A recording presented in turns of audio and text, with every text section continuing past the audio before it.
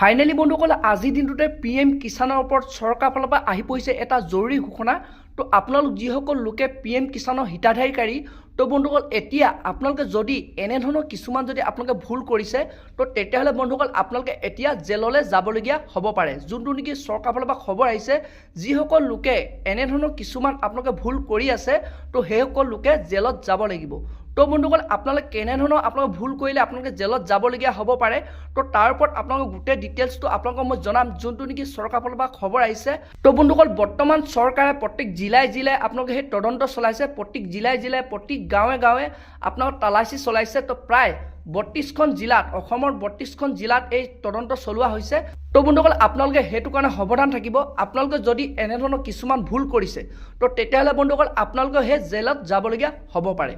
তো বন্ধুসকল আপোনালোকক মই সেইটো কাৰণে জনাই আছোঁ, যোনটো নেকি চৰকাৰৰ ফালৰ পৰা বৰ্তমান খবৰ আহি পৰিছে যে কোনসকল লোকে আপোনালোকে জেলত যাব লাগিব। তো প্ৰথম কথাটো হ'ল, আপুনি যদি এনেধৰণৰ কিছুমান ভুৱা তথ্য দি, অৰ্থাৎ আপুনি যদি বেলেগৰ মাটি আপোনাৰ ৰচিদ দি আপোনালোকে যদি PM কিষাণৰ টকা লাভ কৰি আহিছে, তো বন্ধুসকল আপোনালোকে যদি আপোনাৰ বছৰেকৰ ইনকম আপোনাৰ 2 লাখতকৈ আপোনালোকে বেছি হয়, তো তেতিয়াও যদি আপোনালোকে PM কিষাণৰ আপোনালোকে যদি টকা লাভ কৰি আহিছে, এনেধৰণৰ আপোনালোকে ভুৱা কিছুমান তথ্য দি আপোনালোকে যদি PM কিষাণৰ আপোনাৰ টকা লাভ কৰি আহিছে, তো বন্ধুসকল সেইসকল লোকে এতিয়া জেলত যাব লাগিব।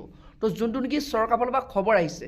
তো বন্ধুসকল আপোনালোকে সেইটো কাৰণে পৰাপক্ষত যিসকল লোকে আপোনালোকে জানে যে এনেধৰণৰ ভুৱা তথ্য দি আপোনালোকে PM কিষাণৰ টকা লাভ কৰি আহিছে, তো বন্ধুসকল আপোনালোকে জানুৱাৰী মাহৰ ভিতৰতে তো আপোনালোকৰ যোনটো নেকি ওচৰৰ কৃষি কাৰ্যালয় আছে, তো তাত গৈ আপোনালোকে যোনটো নেকি PM কিষাণৰ পৰা আপোনাৰ নামটো আপোনালোকে নিজে কাটি থওক। কাৰণ যদি চৰকাৰৰ ফালৰ পৰা যোনটো নেকি বৰ্তমান তদন্ত চলাইছে, যদি আপোনাৰ তালাচী চলাওঁতে যদি আপোনালোকক পায় যে আপুনি ভুৱা তথ্য দি আপোনাৰ PM কিষাণৰ টকা লাভ কৰি আহিছে, তো তেতিয়াহ'লে বন্ধুসকল আপোনালোকৰ গ্ৰেপ্তাৰ হ'ব পাৰে, অৰ্থাৎ আপোনালোকৰ জেল হ'ব পাৰে। তো বন্ধুসকল এইটো এটা চৰকাৰৰ ফালৰ পৰা নতুনকৈ খবৰ আহিছে।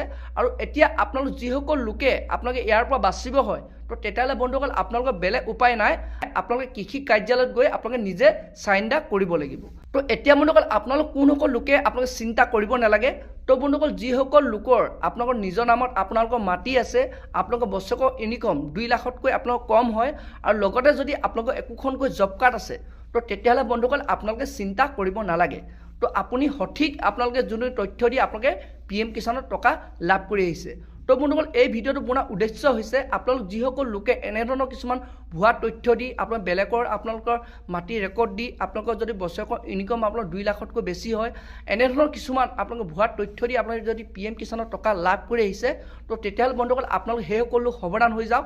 কাৰণ বৰ্তমান চৰকাৰে প্ৰায় অসমৰ 32খন জিলাত তদন্ত চলাইছে, আৰু আপোনালোকে অতি সোনকালে আপোনালোকে বাচিবৰ কাৰণে আপোনালোকে অতি সোনকালে আপোনালোকে কৃষি কাৰ্যালয়ত গৈ আপোনালোকে নিজে চাইন কৰি লওক। তো বন্ধুসকল এইটোৱে চৰকাৰৰ ফালৰ পৰা নতুনকৈ PM কিষাণৰ ওপৰত এটা জৰুৰী ঘোষণা কৰা হৈছে। তো বন্ধুসকল আজিৰ ভিডিঅ'টো ইমান আছিল। আপোনালোকে যদি আৰু এনেধৰণৰ ইনফৰ্মেশ্যনবোৰ জানিব বিচাৰে, এনেধৰণৰ যদি খবৰবোৰ লাভ কৰিব বিচাৰে, চেনেলটো লাইক এটা কৰি দিব, পাৰিলে ছাবস্ক্ৰাইব কৰিব, লগতে আপোনালোকে বেল আইকনটো অন কৰি দিব। তো যেতিয়া এনেধৰণৰ খবৰবোৰ আহি থাকে, প্ৰথম আপোনালোকে আপোনালোকৰ ফোনটোত সেই ভিডিঅ'টো শ্ব' কৰিব। তো বন্ধুসকল আজিৰ ভিডিঅ'টো ইমানতে ৰাখিছোঁ।